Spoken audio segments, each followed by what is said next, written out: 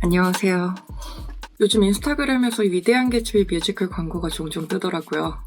최근에 저도 위대한 개츠비 뮤지컬을 보고 와서 사실 최근은 아니긴 한데 명작은 어느 시대나 사랑받는다는 말이 있죠. 저는 위대한 개츠비가 최근에 뮤지컬 내한까지 할 정도로 지금까지 사랑을 받는 이유는 현대에도 적용되는 내용이 있지 않을까라는 생각을 해봤는데요. 우선 위대한 개츠비는 F. 스콧 피츠제럴드가 1925년 발표한 장편 소설이 원작입니다. 사실 위대한 개츠비 소설은 1925년 당시에 평균적으로 5만 부 정도를 판매하던 피츠제럴드에게 연말까지 2만 부 정도 판매한 세상에 잊힌 책이다 라고 작가가 평가한 책이기도 한데요. 그런데 1940년에 피츠제럴드가 사망을 하고 1945년 2차 세계대전 이후로 약 15만 5천 부가 군인들에게 진중문고로 배포가 되면서 30년 만에 열광적인 인기를 얻으며 세계적인 베스트셀러로 부활합니다.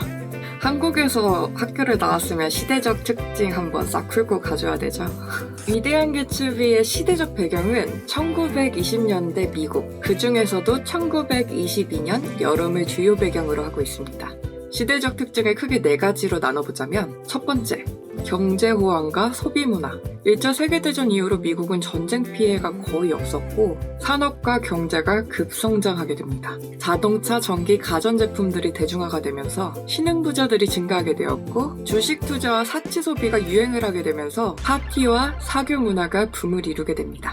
두 번째, 금주법. 술에 대한 판매와 제조, 운송이 법적으로 금지가 되게 되면서 오히려 불법 주류 거래, 즉 밀주가 번성하게 됩니다. 그로 인해서 마피아와 범죄 조직이 성장을 하게 되는데요. 개츠비의 부는 사실상 이 불법 주류 거래와 연결이 된 것으로 암시가 됩니다. 세 번째, 사회적 가치관의 변화. 전통적인 도덕 가치관이 약화가 되면서 젊은 시대는 자유로운 연애, 이혼, 성적 개방성 등 새로운 가치관을 가지게 됩니다. 여성의 사회 진출과 패션 변화를 큰 특징으로 짧은 치마, 단발머리, 재즈클럽 출입 등 전통적인 도덕관념을 벗어나 자유로워진 여성 가치관을 볼 수가 있습니다. 이것을 대표적으로 보여주는 인물이 데이지의 친구로 나오는 조던 베이커입니다. 네 번째, 계급의식. 올드머니와 뉴머니의 대립.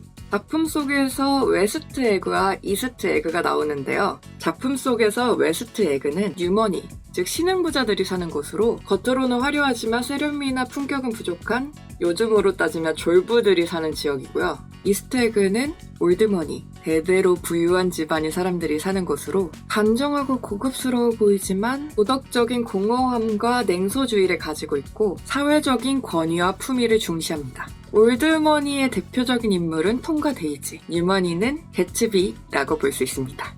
이 시대는 대공황이 터지기 직전 곳곳에 샴페인이 넘치던 돈이 넘치는 시대. 돈이면 다 된다. 아메리칸 드림을 가지고 있던 시대입니다. F. 스콧 피츠제럴드는 그 당시 허위의식과 가짜 아메리칸 드림에 대한 비판을 담고 싶어 했던 것 같습니다. 위대한 개츠비는 닉 캐러웨이라는 인물의 시점으로 전개가 되는데요. 닉은 이사를 가게 되었고 화려한 파티를 자주 여는 개츠비라는 이웃으로부터 파티 초대장을 받게 됩니다. 그리고 후에 개츠비로부터 자신의 먼 사촌인 데이지를 위해서 평생의 부를 쌓아왔다는 이야기를 듣게 되는데요. 그렇게 닉이 자리를 마련해주고 행복하지 않은 결혼 생활을 하고 있던 데이지는 자신의 건너편 웨스트 에그 큰 저택에서 자신을 그리며 화려한 파티를 열던 개츠비와 사랑을 나누지만 그들은 좋지 않은 결말을 맞이하게 됩니다. 위대한 개츠비 뮤지컬은 검색을 해보니까 180억 정도의 대형 제작비가 투자가 되었다고 하는데요. 저는 개인적으로 배우들의 연기가 다 너무 좋았고 영화보다 뮤지컬이 스토리 전개를 깔끔하게 해놓은 느낌이라서 재미있게 봤습니다. 관심 있으신 분들은 11월 9일까지 GS 아트센터에서 하고 있으니까 한번 찾아보시면 될 것 같아요.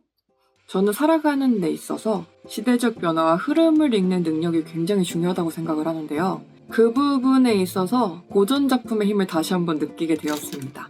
작품 속에서 닉은 작가가 되고 싶어 하지만 현실의 벽에 부딪혀 자신의 꿈을 숨긴 채 살아갑니다. 그리고 화려하게 살아가고 있지만 알맹이는 없는 사람들을 보며 환멸을 느끼기도 하는데요.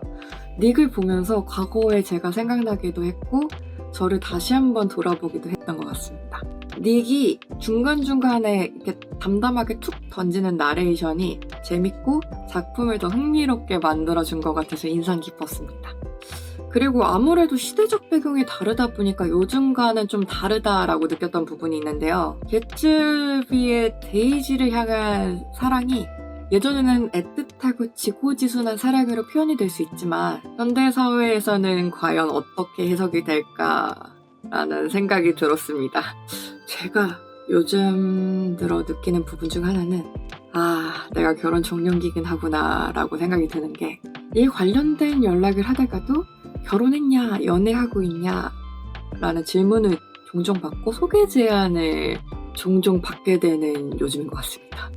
저는 기존에는 결혼 생각이 아예 없다가 파워 N적인 생각으로 29 겨울 뜬금없이 잡생각을 하다가 이렇게 혼자 독서 공부하다가 차기 식어서 몇 달 뒤에 발견되면 어떡하지? 라는 생각으로 결혼에 대해 생각을 하게 됩니다. 결혼에 대한 요즘 저의 생각은 SNS를 통해서 자신의 일상을 공유하기 쉬워진 시대잖아요. 연애나 결혼에 대해서 사람들이 생각을 할 때 남들에게 자랑할 수 있는, 보여줄 수 있는 조건에 대해서 조금 더 초점을 맞추고 이야기를 하게 되는 것 같다라는 생각이 들었어요. 그런 사회적인 분위기가 깔려있다고 저는 생각을 하는데 물론 현실적인 것들에 완전히 무시할 수는 없지만 전 결혼이라는 건 결국 팀전이라고 생각을 하기 때문에 수많은 정보 속에서 살고 있는 요즘인 만큼 내가 누구인지, 어떤 삶을 원하는지, 어떤 부분을 수용할 수 있는지 등 나에 대한 탐구가 더 필요한 시대지 않나라는 생각을 조심스럽게 해봤습니다. 남들에게 보여지기 위한 남들이 정답처럼 말하는 삶이 아니라 내가 원하고 감당할 수 있는 삶이 따로 있지 않을까라는 의문을 품고 살고 있는 요즘입니다.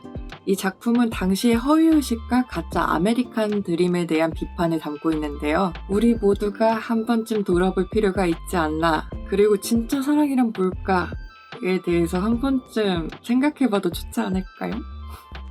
누구나 마음속에 하나쯤은 자신만의 개츠비가 있다. 그럼에도 불구하고 사랑은 여전히 아름답다. 감사합니다.